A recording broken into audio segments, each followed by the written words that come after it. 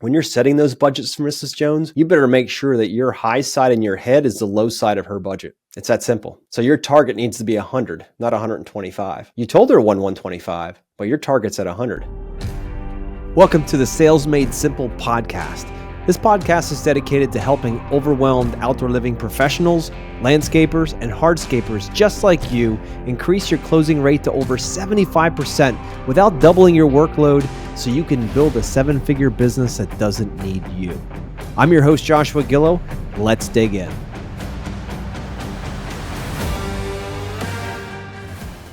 Setting budget expectations. There's nothing more important for your outdoor living company than developing the skills in order to be able to give people a great idea of what your projects are going to cost way early in your sales process. If you're one of those contractors that is still shooting off the hip and trying to just wing it every single time they're meeting with a client, or thinking, hey, I'm going to go back and think about the last project I did like that, and it's going to be roughly about that same amount of money, and you may be right sometimes and maybe right and then wrong the next time, this is something that you need to spend a lot more time on. Because if you're setting budget expectations correctly with your clients, the probability of closing that project goes up significantly. Because all budget expectations are doing is setting a level of trust with your clients. What's important for everyone that's listening to understand is, as humans, we want to trust other people's words. We want to trust them. We want to believe what they say is true. And when they hire contractors, they're automatically feeling like they may not be able to trust that person's word, including what they say about budget. So we're already fighting an uphill battle. It is very important to make sure you can get your budget numbers right early, even if they're ranges. Here's what I'm going to talk about today: how to set those budget expectations to win more projects. If you can get this one piece right, it's going to change the way you show up to your clients. It's going to change the way your clients show up for you. There's three things that clients are thinking about when they're looking to do an outdoor living project. It's what's it going to cost, what's it going to look like, and who's going to build it. Those are the three main deep questions in their heart. They may not know it, but those are the three that come out almost every time. And if we can't be absolutely dangerous with our ability to know what things are going to cost early on in the process, or at least give them great ranges, we're going to create a lot of uncertainty in those clients. And a client that feels uncertain or unsure of what to do next, or unsure of whether you know what to do next, are going to peel off and go to somebody who does, even if it costs more money. Because what they don't want is uncertainty when they're spending this kind of money for an outdoor living project. They want to have certainty.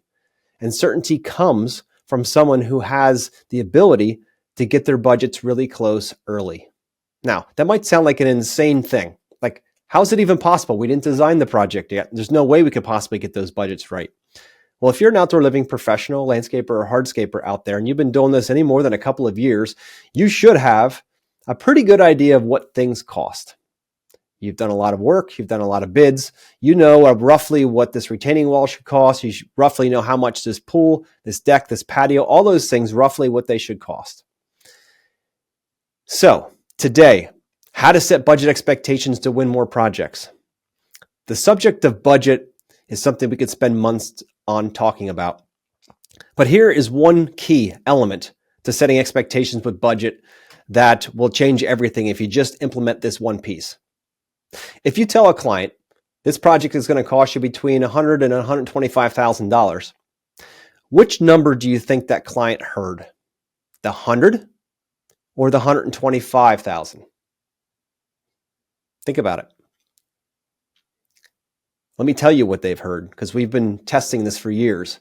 Clients hear the lower number and think only irresponsible people spend the higher number. So when you get the green light from Mrs. Jones for $100,000 to $125,000 spread on her project, you're thinking, sweet, I can get to 125. You run all your numbers after you're all done, you're at 145. You take it back to her. What happens? Well, maybe she says yes, but there's a higher likelihood she's probably going to say, I got to think about it. Or let's change a bunch of stuff. Now, let's go back to that same scenario. knowing that that client hears the lower number and accepts that, not necessarily the higher number. Imagine if you come back to Mrs. Jones with a proposal that hit that lower number. Think about what happens. Well, one big thing that happens is that she starts to trust you even more, because she knows you could have easily bid her project up to 125. But if you came in at 100, well, she's thinking, wait a minute here, this guy seems pretty trustworthy. Like, okay, maybe we'll consider moving forward with this guy. The other guys were way over budget. Now, you're probably listening thinking, that's great, but there's no way I could shave the $25,000 in my fictitious conversation here with Mrs. Jones. You can't get a $125,000 project for 100, and I get that. But here is an additional little tip for you. When you're setting those budgets for Mrs. Jones, you better make sure that your high side in your head is the low side of her budget. It's that simple.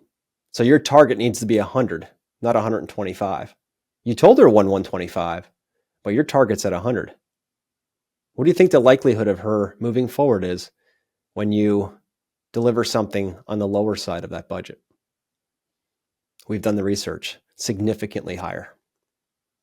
So it's a matter of understanding that you build more trust when you land on the lower side of your budget than you do on your upper side. Now, will every single project bounce because you hit a higher side of the budget? No, that's not how that works.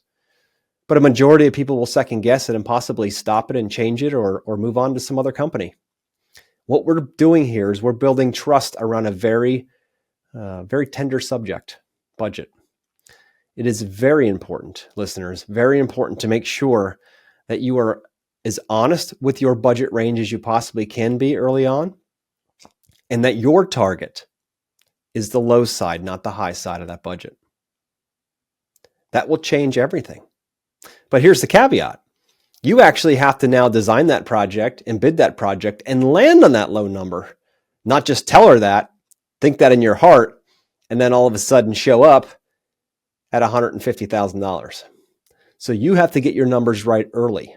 You can do that by going back into historical projects you've done already in the past and getting averages for things. Averages for patios, averages for walkways and retaining walls and ponds and whatever you do, decks, roofs, whatever it might be. And you can get a very good idea based on evidence, historical evidence of what these things cost. So you can go in there with a lot more confidence knowing that your $100,000 budget that you can hit, and you gave her a 1 to 125, will actually become very valuable to both you and her. Hope you guys are tracking with me here. This is a very important piece. You have a much higher probability of building trust and getting the project if you come in on that lower side than if you try to hit the higher side or go over the higher side. Every time you go above your expectations that you set with Mrs. Jones, every single time you do that, the chance of getting that project goes down and down because you're breaking trust. Trust me, that 100 to 125 that you guys discussed and agreed on, she's thinking on that too. Those numbers are in her head. Don't think she forgot about them. Don't think because your design is so much more awesome than you ever thought it could be that she's going to go to $200,000 in this project. You can offer it as an option, but you better make sure that she has an option that hits her budget. Without it, the chance of you closing that project goes down to about 20 to 30%.